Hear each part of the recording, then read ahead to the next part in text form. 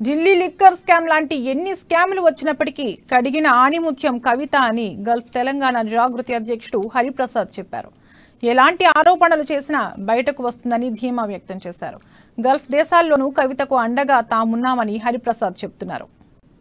కవితక్క ఉద్యమ నాయకురాలు, కవితక్క ధైర్యవంతురాలు.